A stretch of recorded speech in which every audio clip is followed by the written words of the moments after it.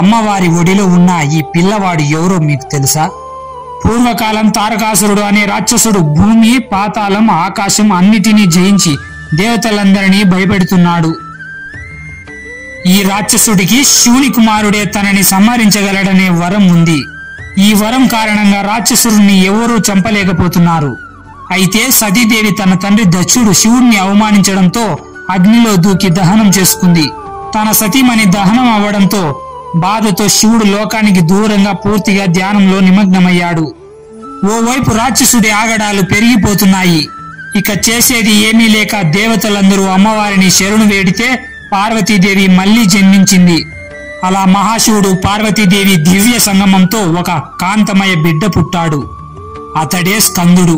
ఆయనకున్న మరో పేరే కార్తికేయుడు. మహాశివుడి అద్భుత శక్తులతో పూడు పోసుకున్న స్కందుడు తారకాసురుణ్ణి సంహరించి లోకాలకు శాంతిని పంచాడు. అప్పటి నుండి పార్వతీదేవిని స్కందమాత అని ఆరాధించసాగారు. స్కందమాత అంటే స్కందుని తల్లి అని అర్థం. స్కందమాత సింహంపై కూర్చొని 4 చేతులతో దర్శనమిస్తుంది.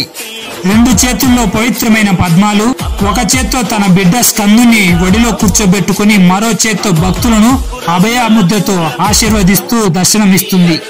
ఈ వీడియో నచ్చితే చిన్న లైక్ చేసి మన ఛానల్ ని సబ్స్క్రైబ్ చేసుకోండి. ప్రేమతో అందరూ కామెంట్లు చెప్పండి స్కందమాతకి జై అని.